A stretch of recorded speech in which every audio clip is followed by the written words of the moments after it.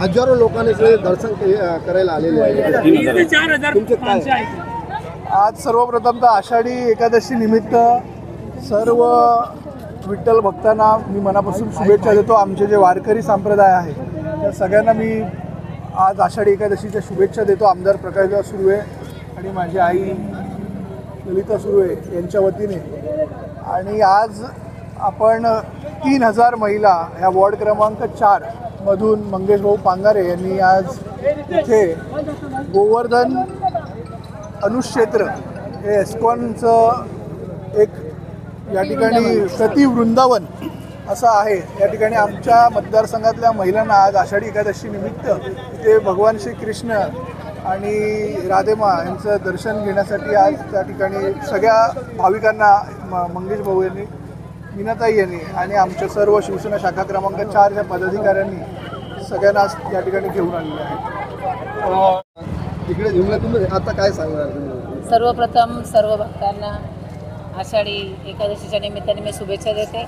आणि आमचे वारकरी संप्रदायातले आणि बाळासाहेबांचे हिंदुत्वाचे विचार पुढे घेऊन जाणारे, खऱ्या अर्थाने या महाराष्ट्राला भक्तिमय बनवणारे आमच्या महाराष्ट्र राज्याचे उपमुख्यमंत्री आणि शिवसेनेचे मुख्य नेते सन्माननीय एकनाथजी शिंदेसाहेब आणि गोरगरिबांचे आमदार ज्यांना आम्ही म्हणतो, जे नेहमीच पितृतुल्य मातृतुल्य सर्व ज्येष्ठांना बरोबर घेऊन चालत असतात। काशी यात्रा असू दे, पंढरपूर यात्रा असू दे, हे मोठ्या संख्येने घडवतात। असे आमच्या सर्वांचे मार्गदर्शक सन्माननीय प्रकाशदादा सुर्वे यांच्या मार्गदर्शनाखाली आमचा उपविभाग प्रमुख मंगेश भाऊ पांगारे यांनी इथे आज प्रति वृंदावन ज्याला म्हणतो या ठिकाणी जवळजवळ 3 ते 4 हजार महिलांच्या दर्शनाचं या ठिकाणी आयोजन केलेलं आहे। सकाळी 6 वाजल्यापासून जवळजवळ 55 ते 60 बस या प्रभाग क्रमांक 4 मधून या इथपर्यंत आलेल्या आहेत आणि सकाळपासून एकदम भक्तिमय वातावरण संपूर्ण रस्त्यावर या ठिकाणी आहे। असं वाटलं आम्हाला की खरोखर पांडुरंग, पंढरीचा पांडुरंग या ठिकाणी अवतरला की काय, असं थोडा वेळ या ठिकाणी संपूर्ण वातावरण झालं होतं। कारण या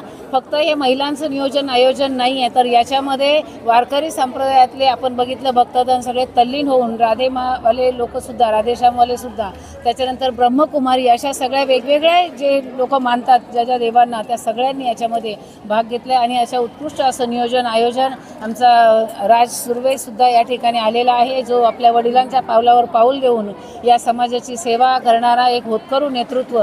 आणि तसेच आमची सगळ्यांची आदर्श अशी वहिनी, जिला आम्ही माऊली म्हणतो, ती वहिनीसुद्धा या ठिकाणी सगळ्या भक्तांना आशीर्वाद देण्यासाठी आलेली आहे। आमची शाखा प्रमुख वैशालीताई, उषाताई असेल, आमची सायलीताई असेल आणि त्याचबरोबर आमचा संपूर्ण वर्ग, ज्यांनी या महिलांच्या नियोजनाकरिता, ज्या पुरुषांनी खूप असा सहभाग घेतला।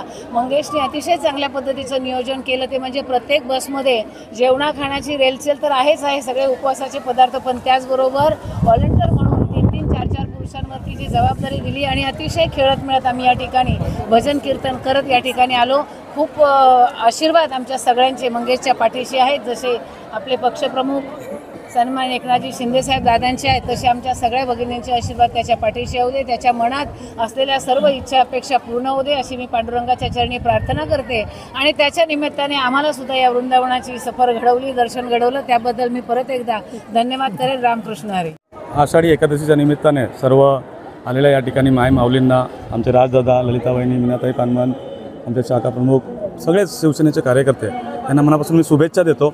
खऱ्या अर्थाने मला वाटतं गेल्या महिनाभरापासून मागाठाण्यात भारी वृंदावनची वारी, मला वाटतं सगळ्या महिला, मायबाऊली, पुरुष वर्ग खूप जोरदार तयारी करत होते आणि याचे मार्गदर्शक आज खरं तर दादा इथे असतं तर त्यांना भरपूर आनंद झाला असता, कारण त्यांना ह्या सगळ्या गोष्टीची फार आवड आहे, परंतु कुठेतरी तब्येत ठीक नसल्यामुळे ते इथे येऊ शकले नाही। त्यामुळे आमच्या वहिनी आणि राजदादा इथे आलेले आहेत। पण खरोखर अतिशय प्रचंड मेहनत गेल्या महिन्याभरापासून या सगळ्या माय माऊलींनी घेतलेली आहे, कारण इतक्या सगळ्या लोकांना इथे घेऊन येणं, मला वाटतं पहिल्यांदाच आम्ही एवढे 55 बस घेऊन या ठिकाणी आलो आहे आणि खरोखर सगळ्यांची प्रचंड मेहनत यामागे होती। एक इच्छा होती की आपल्या प्रभागातील सगळ्या महिलांना, कारण अनेक वेळा पुरुषांना आम्ही सगळीकडे घेऊन जायचो पण महिलांना जाण्याची संधी मिळत नव्हती, पण या आषाढी एकादशीच्या निमित्ताने या सर्व 3 ते 4 हजार महिलांना आज या ठिकाणी वृंदावनचं दर्शन करायला आम्ही घेऊन आलो। याचं श्रेय आमच्या शिवसेना शाखा क्रमांक 4च्या सर्व लहान मोठ्या छोट्या श्रेष्ठ ज्येष्ठ सगळ्या पदाधिकाऱ्यांचे आहे। दादा, प्रकाशाच्या नेतृत्वामध्ये हर वर्ष जो सिनियर सिटीजन आहे दर्शन करायला राम मंदिर जातात, तिकडे जातात, तुमचं म्हणणं? नक्कीच खरं तर आपण म्हणतो ना, जसं महाराष्ट्राचे मुख्यमंत्री आपले उपमुख्यमंत्री एकनाथ शिंदे साहेब यांच्या पावलावर पाऊल ठेवून आपले गोरगरिबांचे आमदार प्रकाशदादा सुर्वे ते वर्षानुवर्ष देवदर्शनाची वारी करत आहेत आणि कुठंतरी आम्हालाही असं वाटलं की यावेळी आपणही, कारण दादांना खरं तर दादांनी याचं आम्हाला खूप चांगलं मार्गदर्शन, ज्यावेळी आम्ही पहिलं ठरवलं त्या दिवशी अर्धा एक तास दादांनी पूर्ण आम्हाला कशी रूपरेषा असली पाहिजे सगळं व्यवस्थित मार्गदर्शन केलेलं. आणि दादा आपणास माहिती आहे की गेल्या वर्षी काशी विश्वनाथला दादा जवळपास पूर्ण ट्रेन भरून घेऊन गेले होते.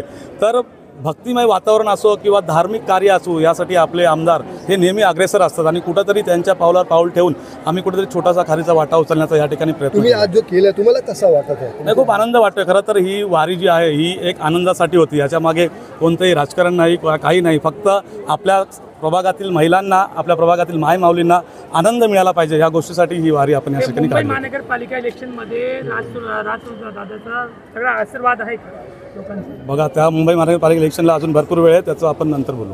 आई विठ्ठल प्रभू विष्णू भगवानच्या आशीर्वाद घ्यायला आले, तुम्हाला कसं वाटतं? खूप छान वाटतंय. खूप छान कार्यक्रम आयोजित केलेले आहे आणि मी सर्वांना आषाढी एकादशीच्या हार्दिक शुभेच्छा.